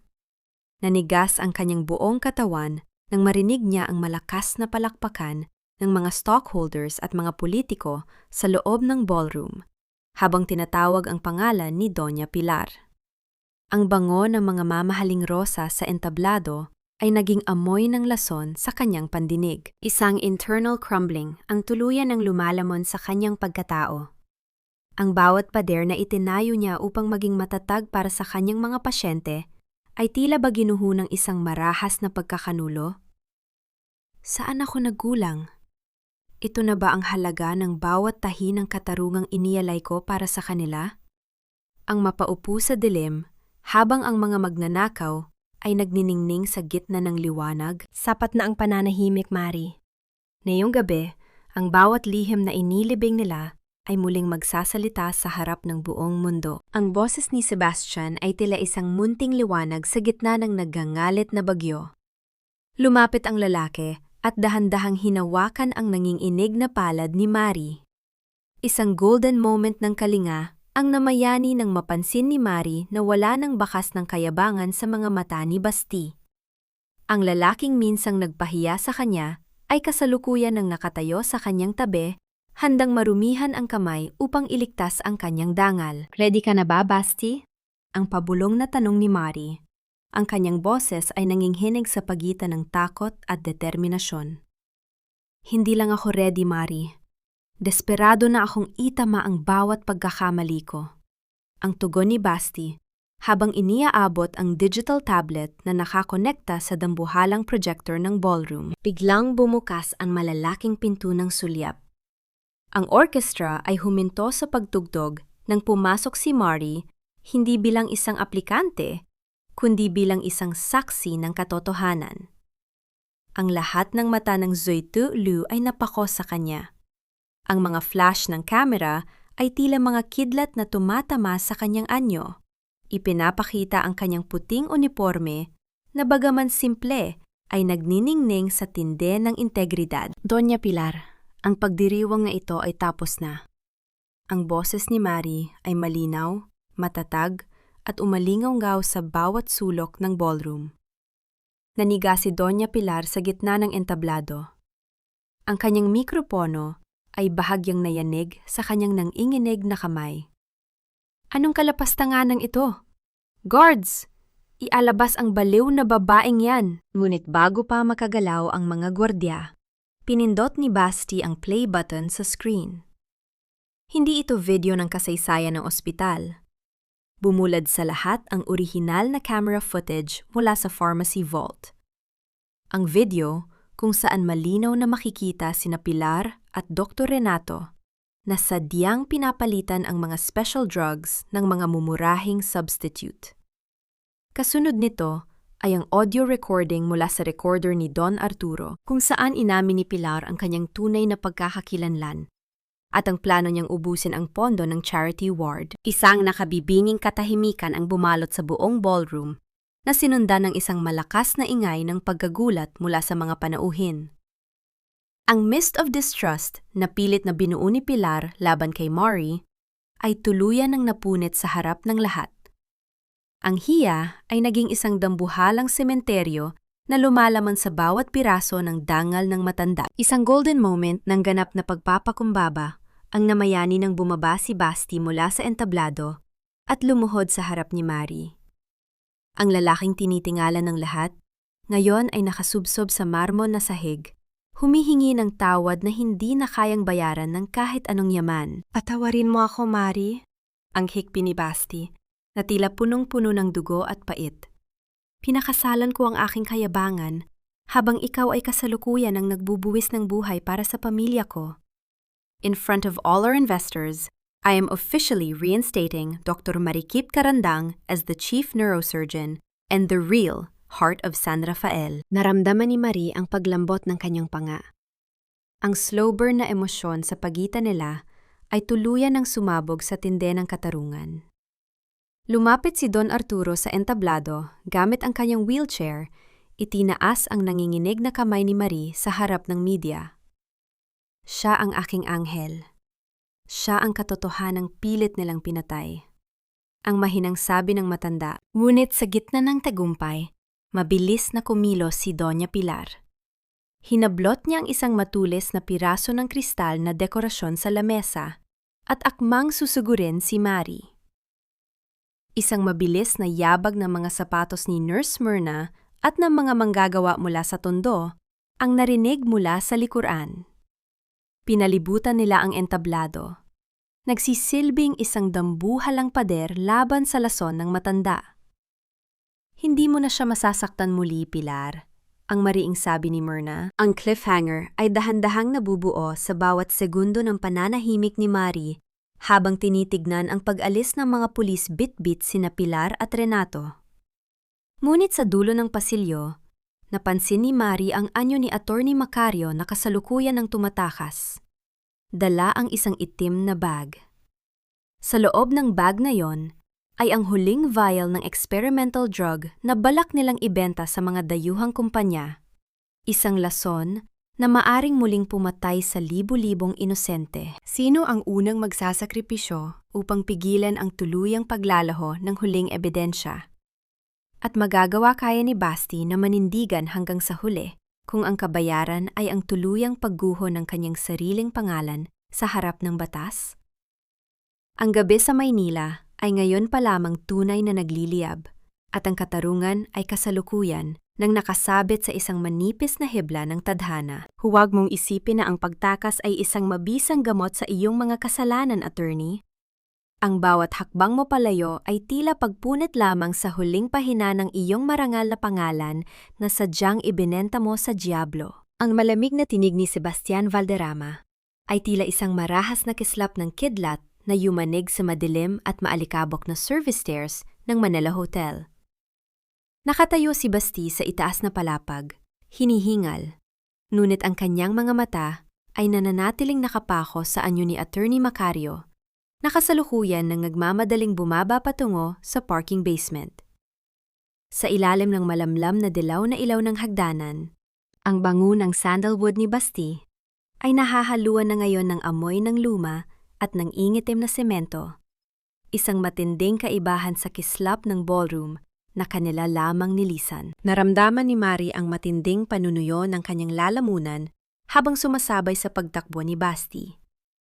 Ang kanyang puting uniforme ay may mga bakas na ng pawis at ang kanyang stethoscope na nakasabit sa leeg ay tila nagbibigay ng ritmo sa bawat mabigat niyang paghinga.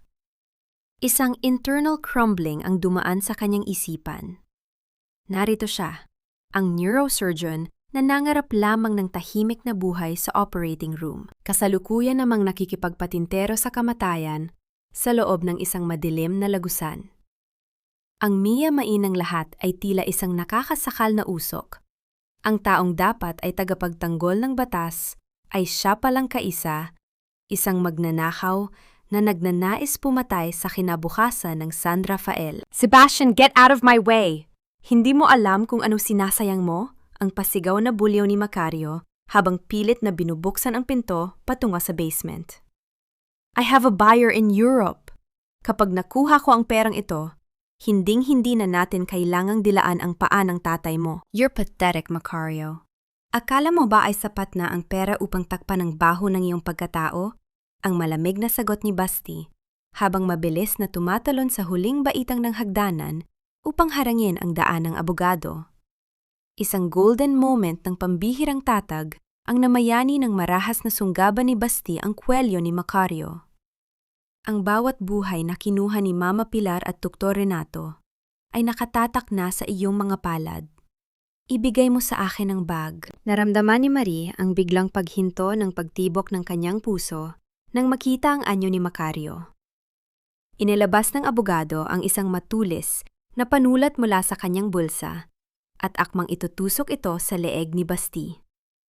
Ang bawat segundo ng pananahimik ni Marie ay tila pagpunit sa kanyang sariling katuwiran. Pinaliwala niya ang takot. Sa isang mabilis na galaw, kinuha ni Marie ang kanyang mabigat na medical bag at inihagis ito sa paanan ni Macario. Ang tunog ng pagbagsak ng mga kagamitang medical sa semento ay tila hudyat ng pagsisimula ng ganap na pagkatalo ng abogado. Nawala ng balanse si Macario, dahilan upang mabitawan niya ang itim na bag na naglalaman ng lason. Isang golden moment ng kalinga ang nangyari nang mabilis na pulutin ni Mary ang vial bago pa ito tuluyang mabasag. Tinitigan niya ang asul na likido sa loob ng bote. Ang mitsa ng pighati ng libu-libong pasyente sa charity ward. This vial is not a product, Macario. It is a murder weapon. Ang pabulong na sabi ni Mari. Ang bawat salita niya ay nagkaroon ng kakaibang otoridad na nagmula sa kilaliman ng kanyang dusa. At sa gabing ito, ang boses ng bawat taong pinatay niyo ay siyang tuluyang dudurog sa inyo. Naramdaman ni Macario ang matinding hiya na tuluyan ng lumulunod sa kanyang kapalaluan nang marinig ang mabilis na yabag ng mga sapatos sa labas ng basement. Hindi ito ang mga tauhan ni Pilar. Ito ay ang mga operatiba ng pulisya. Kasunod si Nurse Myrna na kasalukuyan pang nagla-live sa kanyang cellphone. Ang kislap ng mga asul at pulang ilaw ng mga sasakyan ng pulis ay tumama sa mukha ni Macario na naglalantad sa bawat guhit ng kanyang kataksilan sa harap ng buong Maynila. Attorney Macario, you are under arrest for complicity in corporate homicide and illegal trade of controlled substances. Ang mariing deklara ng opisyal habang marahas na ipinipihit ang mga kamay ng abogado upang pusasan. Nang mailabas na ang mga bilanggo, naiwang nanginginig sina Basti at Mari sa gitna ng madilim na parking basement. Ang bango ng sandalwood ni Basti ay unt-unti nang nanging ibabaw muli sa amoy ng alikabok.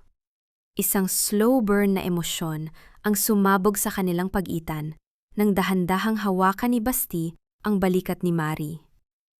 Ang init ng palad ng lalaki ay tila isang panunumpa na ang pader ng kasinungalingan sa pagitan nila ay tuluyan nangang natibag. Marie, thank you. Thank you for not leaving me even when I was the one who pushed you away. Ang nanginginig na pagsusumamo ni Basti. Inalapit niya ang kanyang muka sa mukha ni Marie, sapat na upang maramdaman nila ang pait at tamis ng bawat hininga ng isa't isa. Tumingin si Marie kay Basti. At sa loob ng ilang segundo, ang lahat ng pait ng nakaraang mga buwan ay tila nahugasan ng tapat na pagsisisi sa mga mata ng lalaki. Hindi mo ako kailangang pasalamatan, Basti. Ginawa ko ito para sa San Rafael at para sa pamilyang Valderrama na matagal mo na ring pinoprotektahan sa iyong sariling paraan. Ngunit ang tagumpay ay mabilis na nabalot ng kaba nang lumapit si Nurse Myrna. Bitbit ang isang selyadong folder mula sa administrative office na sadyang itinago ni Dr. Renato. Ang folder ay may pangalang Confidential, Case of Estrella Carandang, 1,900 at 75. Nanlamig ang buong pagkatao ni Mari nang marinig ang pangalan ng kanyang yumaong ina. Isang dangling mystery ang muling lumitaw na may dalang matinding pang-anib. Bakit may file ang San Rafael tungkol sa kanyang nanay mula pa noong 15 taon na ang nakalilipas? At anong kinalaman ni Don Arturo sa trahedyang sumira sa pamilya ni Mari bago pa man siya naging doktor? Ang cliffhanger ay dahan-dahang nabubuo sa bawat segundo ng pananahimik ni Mary habang nakatitig sa folder. Tumingin siya kay Basti at doon niya nakita ang isang pambihirang uri ng takot sa mga mata ng lalaki. Tila ba alam ni Basti ang lihim na nakatago sa loob ng papel? Isang lihim na maaring muling maging mitsa ng kanilang paghihiwalay bago pa man makapagsimula ang kanilang paghilom. Basti, do you know what this is? Ang pabulong na tanong ni Mari. Ang boses niya ay halos isang munting hininga na nilalamon ng tunog ng papalayo ng mga sirena ng pulis sa malayo. Handa na ba ang doktor na suungin ang huling anino ng kanyang nakaraan upang tuluyan lamang makamit ang katarungan? O ang folder na ito ang magiging huling sakripisyo sa dambuhanan ng pangalang Valderrama? Ang gabi sa Maynila ay ngayon pa lamang tunay na naghihilom, at ang katarungan ay kasalukuyan ng nakasabit sa isang manipis na hibla ng padhana. Hindi sapat ang katarungan upang hilumin ang isang pusong 15 taon nang nakalubog sa dilim ng pagdududa. Dahil ang bawat pahina ng katotohanan ay tila mga bubog na muling humihiwa sa bawat alaala ng aking kamusmusan. Ang malamig na bulong na iyon sa isipan ni Marie ay tila naging kaisa ng mahinang ugong ng ventilator sa loob ng pribadong silid ni Don Arturo. Nakatayo si Marie sa tabi ng kama. Ang kanyang mga kamay ay mahigpit na nakakapit sa dilaw at maamag na folder na naglalaman ng kasaysayan ng kanyang ina. Sa labas, ang sikat ng araw ay nagsisimula ng gumuhit sa kalangitan ng Maynila. Ngunit sa loob ng silid na ito, ang bawat anino ay tila may dalang pait ng nakaraan. Naramdaman ni Marie ang matinding panunuyo ng kanyang lalamunan. Ang bawat hininga niya ay may kasamang amoy ng lumang papel at ang nakakahilong bango ng mga sariwang bulaklak na sadyang inihain para sa Don. Isang matalim na contextual irony ang bumalot sa sandaling iyon. Narito siya, ang neurosurgeon na binuwis ang kanyang buong talino upang idugtong ang huling hininga ng lalaking maaring siya ring pumatay sa kanyang ina noong 1975. Isang internal crumbling ang dumaan sa kanyang isipan nang maalala niya ang huling gabi ni Estrella. Ang kanyang ina ay umuwi noon na nanginginig ang mga kamay, may hawak na isang itim na notebook at nagsasabing kailangan niyang protektahan ang mga pasyente sa San Rafael.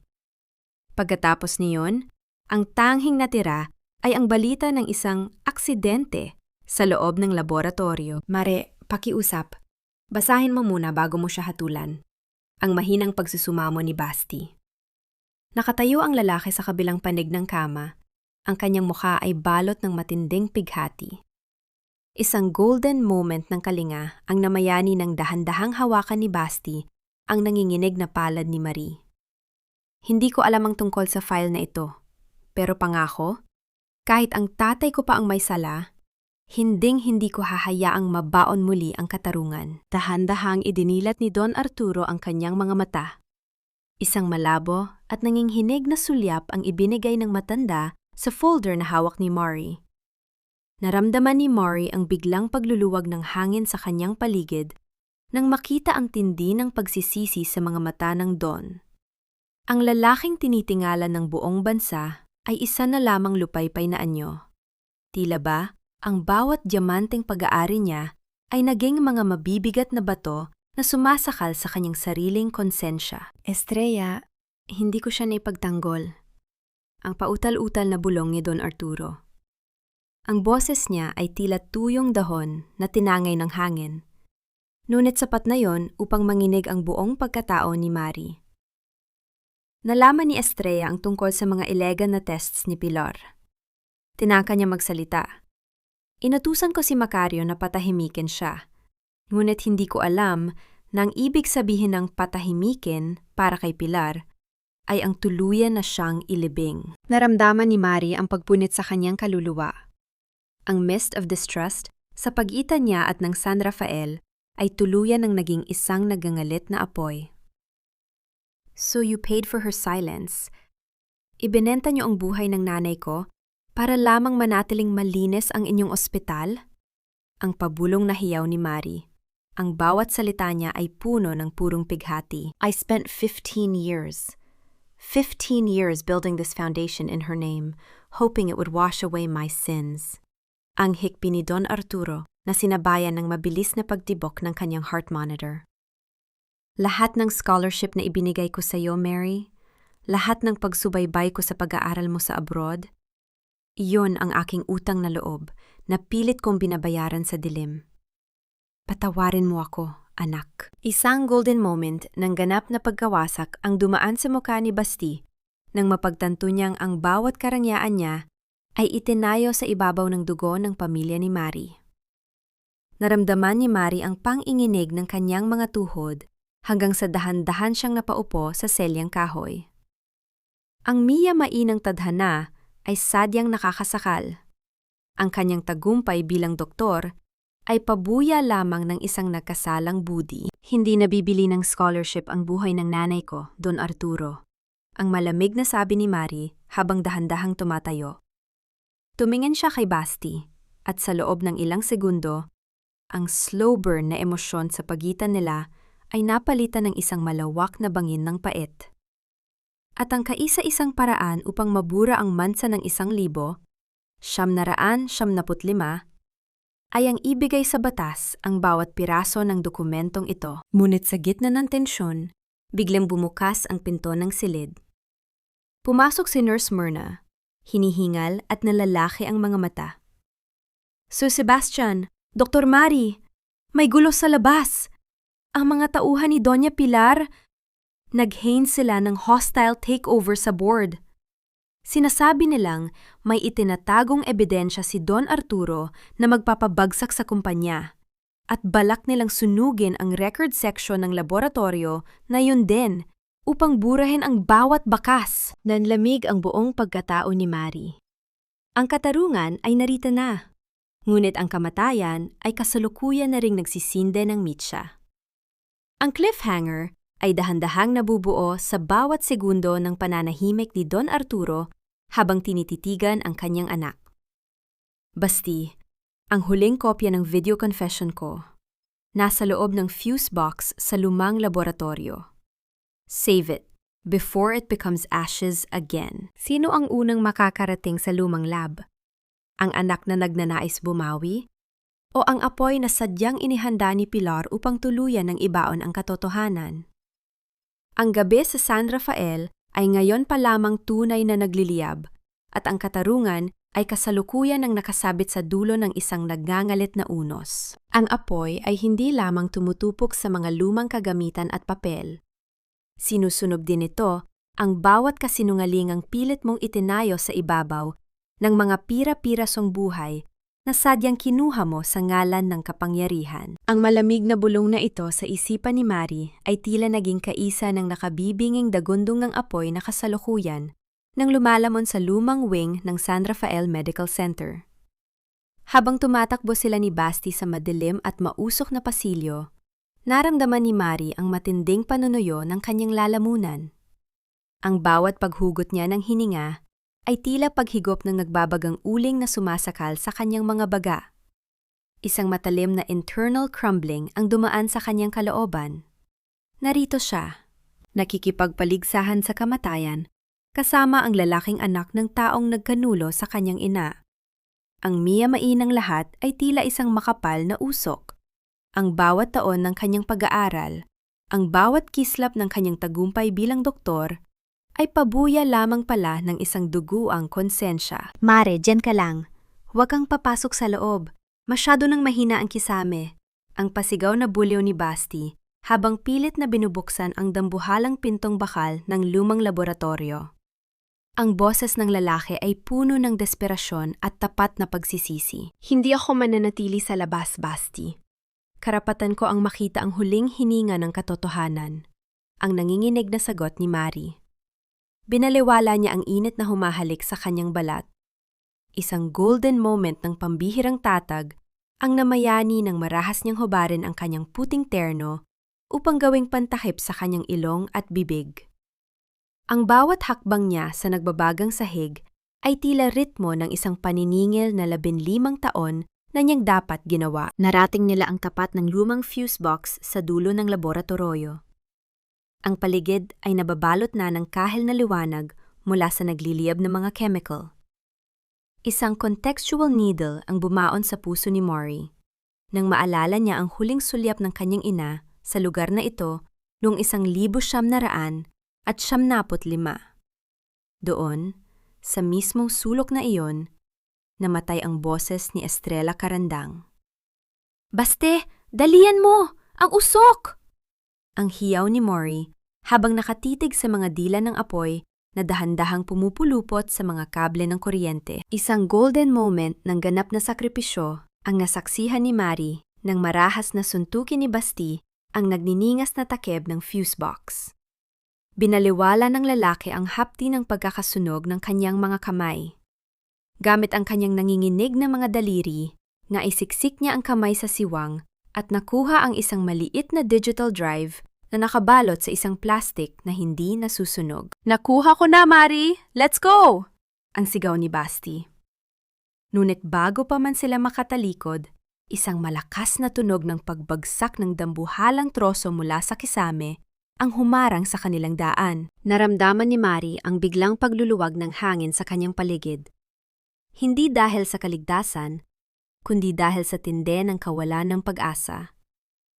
Ang pighati ay naging isang itim na tinta na lumalamon sa kanyang paningin. Paste, ang pinto.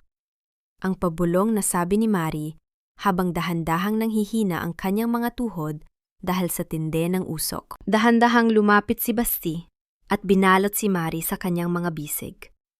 Isang slow burn na emosyon ang sumabog sa kanilang pagitan sa gitna ng nagangalit na liyab. Ang init ng katawan ni Basti ay tila naging kaisa-isang banal na kalinga ni Mari sa gitna ng impyernong ito. Hindi kita iiwan dito, Mari. Hinding-hindi. Ang pabulong na pangako ni Basti habang idinidikit ang kanyang no sa nanginginig na palad ng dalaga. Ang cliffhanger ay dahan-dahang nabubuo sa bawat segundo ng pananahimik ng gabi sa San Rafael. Sa labas ng nag-aapoy na gusali, nakatayo si Doña Pilar. May hawak na isang satellite phone at may isang mapanuyang ngiti sa kanyang mga labi. Nakatitig siya sa naglalagablab na wing ng ospital habang bumubulong sa kabilang linya. Siguraduhin niyong walang makakalabas na buhay sa loob ng records room. Isama niyo na ang bawat butil ng pagsisisi ni Arturo sa ilalim ng mga abong yan. Sino ang unang bibigay? Ang anak na handang mamatay upang iligtas lamang ang kanyang dangal o ang katarungang kasalukuyan ng nilalamon ng apoy ng kasakiman? Ang gabi sa Maynila ay ngayon pa lamang tunay na nagliliyab at ang tunay na lason ay kasalukuyan ng nagsisimulang kumalat sa bawat hininga ng mga biktima. Ang kislap ng bawat diamante sa iyong leeg ay hindi kailanman magiging sapat upang takpan ang baho ng isang buding sunog na sa kasamaan. Maari mong linisin ang iyong mga kamay sa harap ng publiko, ngunit ang mansa ng dugong iyong iniligwak ay hinding-hindi na mabubura ng kahit anong yaman. Ang malamig na tinig na iyon ni Mari ay umalingaw-ngaw sa dambuhalang ballroom ng Manila Hotel, sapat na upang patigilin ang masiglang tugtugin ng orkestra. Nakatayo siya sa gitna ng malawak na pinto, suot ang kanyang puting uniforme na ngayon ay punong-puno ng uling, punit ang laylayan at may mga bakas ng sariling dugo. Sa tabi niya ay si Sebastian. Ang mga kamay ay balot ng benda mula sa tinde ng paso. Ngunit ang kanyang tindig ay kasing tatag na ng isang mug. Sila ay tila dalawang multong nagbalik mula sa impyerno upang maningil sa gitna ng pinakamarangyang selebrasyon ng San Rafael Medical Center. Naramdaman ni Mari ang matinding panunuyo ng kanyang lalamunan nang makita niya si Doña Pilar sa gitna ng entablado. Kasalukuyang nagbibigay ng talumpati ang matanda tungkol sa integridad at serbisyo, habang nagniningning ang kanyang mga hiya sa ilalim ng mga chandelier. Isang contextual irony ang gumalot sa sandaling iyon. Sa harap ng mga investors at kamera, ang reyna ng San Rafael ay nagpapanggap na isang banal na tagapagligtas, habang sa likod ng kanyang likuran ay kasalukuyan pang nagbabaga ang laboratoryong sadyang ipinasunog niya upang pumatay. Sebastian? Mariket? Ang nangiinig na hiyaw ni Pilar. Ang kanyang mikropono ay naglabas ng isang matinis na tunog dahil sa panginginig ng kanyang kamay. Ang banal na maskara sa kanyang mukha ay biglang nagbitak-bitak na naglalantad sa isang nakapanlulumong takot.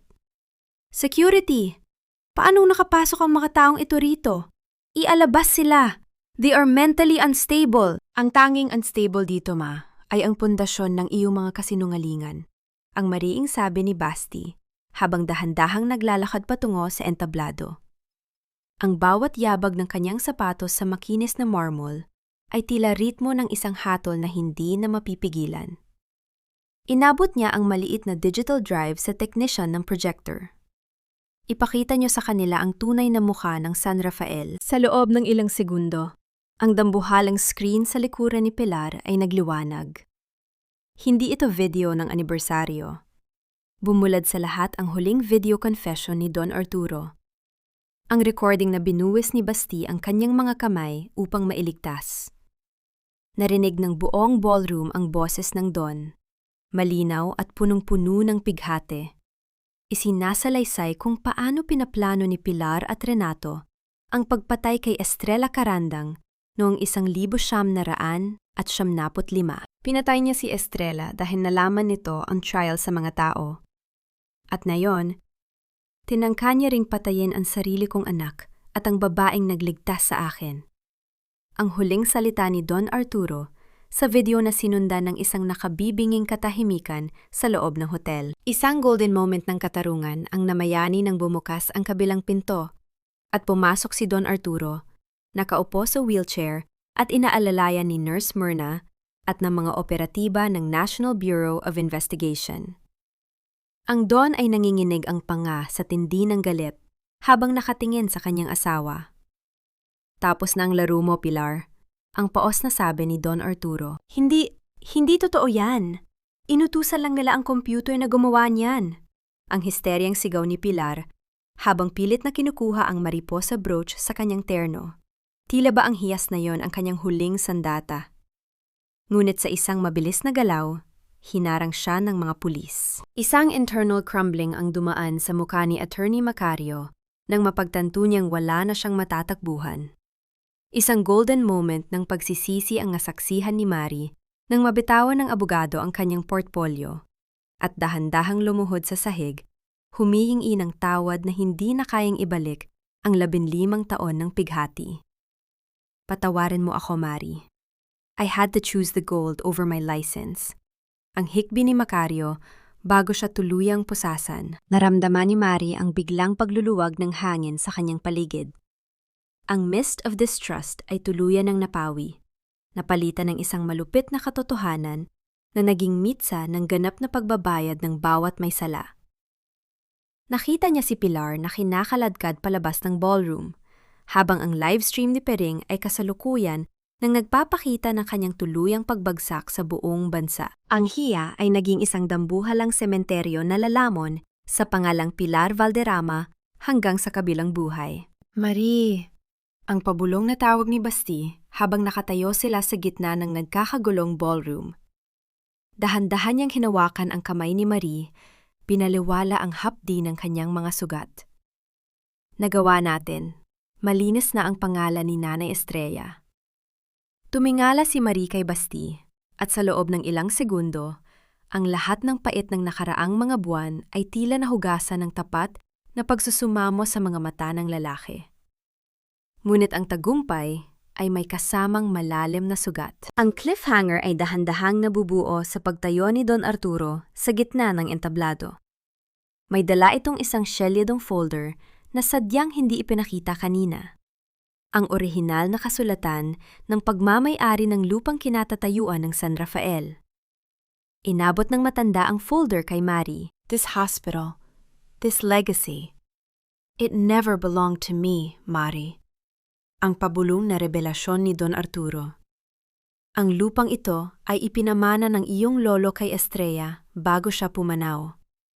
We were just squatters on your mother's honor. Nanlamig ang buong pagkatao ni Mary. Ang katarungan ay narito na. Ngunit ang bawat pader ng San Rafael ay tila muling nagsisilbing mga multo ng kanyang nakaraan.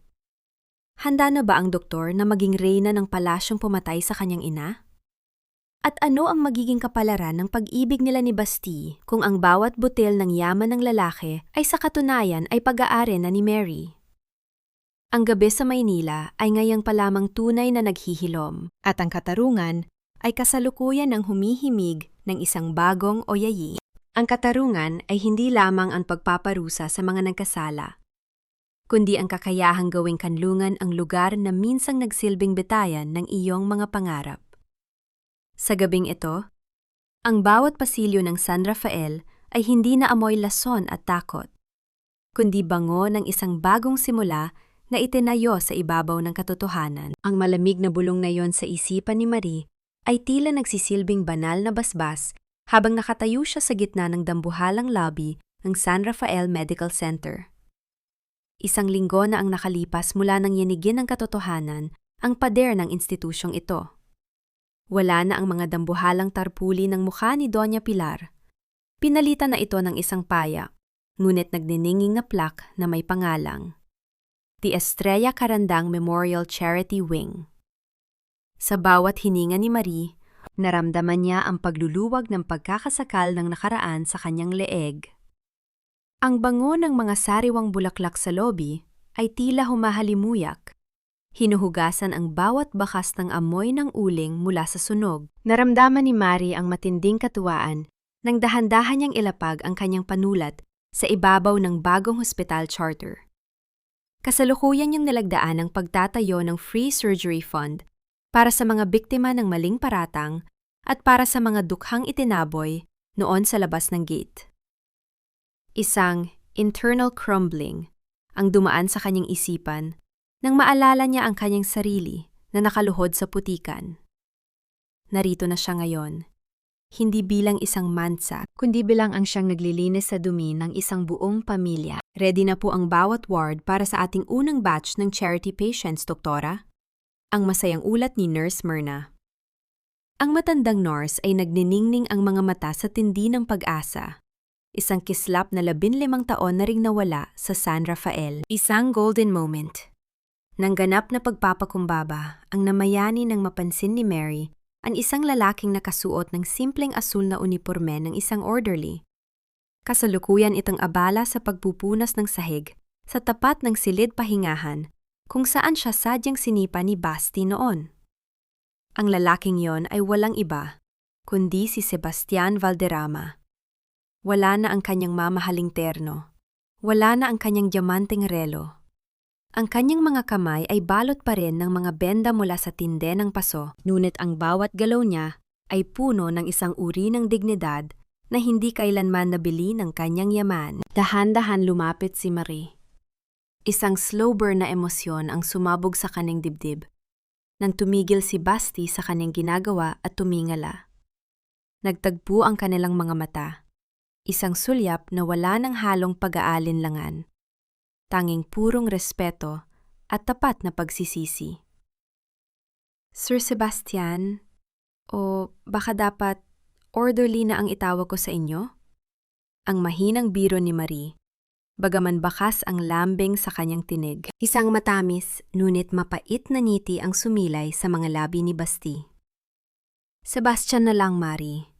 At salamat dahil binigyan mo ako ng pagkakataong marumihan ang mga kamay ko sa paraang ito.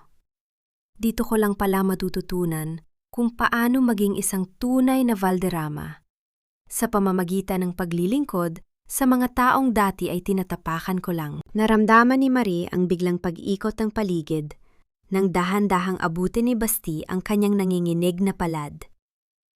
Ang panandaliang pagdampi ng kanilang mga balat ay hindi na nagdulot ng hapdi o kaba, kundi ng isang pambihirang init na tila ba naging gamot sa kanilang parehong sugatang kaluluwa. Ang mist of distrust ay tuluyan nang natunaw sa ilalim ng liwanag ng katarungan. Hindi kita mapapatawad sa loob ng isang gabi, Basti. Ang pabulong at tapat na sabi ni Marie, inilalapit ang kanyang muka sa muka ng lalaki sapat na upang maramdaman nila ang himinga ng bawat isa. Pero handa akong maglakad kasama mo sa bawat pasilyong ito, hanggang sa ang San Rafael ay maging tunay na kanlungan para sa bawat Pilipino. Sa gitna ng kanilang katahimikan, lumapit si Don Arturo gamit ang kanyang wheelchair. Ang matanda ay maayos na ang lagay, bagaman bakas pa rin ang pighati sa kanyang mga mata dahil sa kataksilan ni Pilar. Inabot niya ang isang maliit na susi kay Mari. This is the key to the main archives, anak. I've entrusted it to the people now. Wala nang lason na makakapasok sa kuta na ito. Naramdaman ni Mari ang ganap na paghilom ng kanyang puso. Ang kaisa-isang bituin na inakala niyang naglaho nung 1,900, 75 ay kasalukuyan ng nagniningning sa bawat ward ng ospital.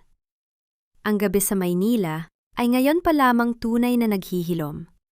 At ang katarungan ay kasalukuyan ng nagsisilbing oyayi para sa mga pusong matagal lang pinagkaitan ng kapayapaan. Ang cliffhanger ay dahan-dahang nabubuo sa pagtayo ni Mari sa rooftop ng San Rafael.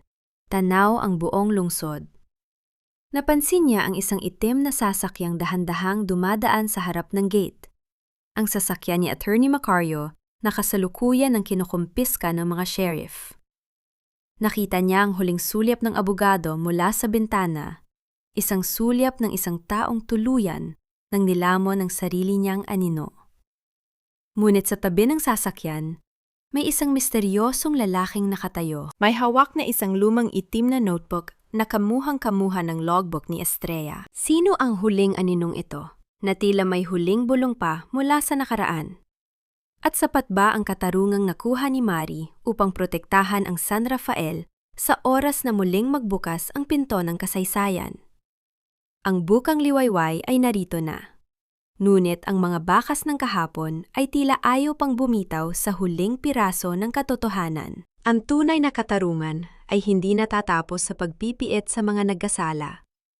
Ito ay nagsisimula sa sandaling ang bawat piraso ng iyong pagkatao na sadyang dinurog ng nakaraan ay muling nabubuo, hindi dahil sa ginto, kundi dahil sa tapat na pagtanggap sa katotohanan. Ang malamig na bulong na ito sa isipan ni Mari ay tila nagsisilbing banal na kalinga habang nakatayo siya sa rooftop ng San Rafael Medical Center. Pinagmamasdan niya ang dahan-dahang paglubog ng araw sa abot-tanaw ng Maynila. Ang langit ay nagkukulay kahel at purpura. Tila ba nakikiramay sa paghilom ng bawat ward ng ospital na ito? Naramdaman ni Marie ang panginginig ng kanyang mga daliri nang hawakan niya ang lumang itim na notebook na kabibigay lang sa kanya ng misteryosong lalaki sa gate kanina. Siya ay ang nakababatang kapatid ng whistleblower na kasamang namatay ni Estrella noong 1975. Naramdaman ni Mari ang matinding panunuyo ng kanyang lalamunan habang binabasa ang huling pahina. Isang internal crumbling ang dumaan sa kanyang isipan. Nalaman niya ang katotohanang mas matimbang pa sa anumang hiyas. Hindi namatay ang kanyang ina bilang isang biktima lamang. Namatay si Estrella Carandang bilang isang bayani. Nanatili ito sa loob ng naglalagablab na laboratorio noon upang masiguradong ang bawat ebidensya ng maling gamot ay maipadadala sa labas, kahit na ang kabayaran ay ang sarili nitong huling hininga. Ang bawat patak ng luha ni Mari ay dahan-dahang dumarapo sa papel. Hinuhugasan ang 15 taon ng pighati at galit. So it's finally complete. Ang mahinang tinig ni Sebastian mula sa kanyang likuran. Lumingon si Marie at nakita si Basti. Wala na ang suot nitong orderly uniform, habil katatapos lang ng kanyang shift. Nakasuot siya ng simpleng puting kamiseta. Ang kanyang mga kamay na may mga peklat ng paso ay nakabaon sa kanyang bulsa. Tinitigan ni Marie ang mukha ng lalaki at napansin niya ang isang pambihirang kislap sa mga mata nito. Isang kislap ng isang taong sa wakas ay nakalaya na mula sa anino ng sariling ina. Basti, look at this. Ang sabi ni Mari, iniaabot ang notebook. My mother chose to stay. She didn't leave because she was trapped. She stayed because she wanted to save me and everyone else from that poison. She loved this hospital more than her own safety. Naramdaman ni Basti ang matinding pagsikip ng kanyang dibdib. Isang internal crumbling din ang dumanas sa kanya nang mapagtanto ang tindi ng sakripisyong sinira ng kanyang ina. Dahan-dahan niyang hinawakan ang kamay ni Mari, binaliwala ang bawat pilat sa kanilang dalawa. Mari, I know 1,000 I'm sorry won't bring her back. But let me spend the rest of my life making sure na ang San Rafael ay hinding-hindi na muling magiging isang lugar ng kasinungalingan.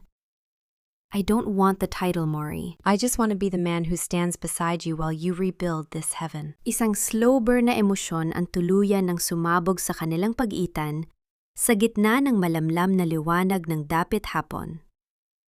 Inilapit ni Basti ang kanyang mukha sa mukha ni Mari. Sapat na upang maramdaman nila ang pait at tamis ng bawat hininga ng isa't isa. Can you give me a second chance, Mari? Hindi bilang asawa sa papel, kundi bilang isang taong handang matuto mula sa simula. Nanatiling tahimik si Mari sa loob ng mahabang sandali. Naramdaman niya ang regular na tibok ng puso ni Basti sa ilalim ng kanyang mga palad. Ang mist of distrust ay tuluyan nangangatunaw. The contract is over, Basti. Ang pabulong na sagot ni Mari. Ang kanyang mga mata ay nagniningning sa tapat na pagsusumamo. Pero ang buhay natin, na yan palang nagsisimula. We heal together or we don't heal at all. Nagtagpo ang kanilang mga labi sa isang matamis at madamdaming halik, habang ang bango ng sampagwita ay dahan-dahang humahalimuyak sa paligid ng rooftop. Sa baba, narinig ang malakas na tunog ng pagpihit ng bakal na gate. Ang mga bagong supply ng gamot para sa charity ward ay kasalukuyan ng dumarating. Ang katarungan ay hindi na lamang isang pangarap. Ito ay isa ng realidad na kasalukuyang humihinga sa loob ng bawat silid ng San Rafael. Ang huling sulyap ni Mary ay nakapako sa dambuhalang karatula sa harapan ng ospital. Kasalukuyan ang binababa ng mga manggagawa ang pangalang San Rafael Medical Center. Bukas, ang bawat tao sa Maynila ay makakakita ng isang bagong pangalan na nagniningning sa ilalim ng araw. The Estrella Carandang Sanctuary of Life. Ang gabi sa Maynila ay tuluyan ng naghihilom. Wala na ang lason, wala na ang takot. Ang bawat pasilyo ay muling napuno ng bango ng kalinga at ang boses ng bawat pasyente ay sa wakas ay nakahanap na ng kanilang tunay na tagapagtanggol.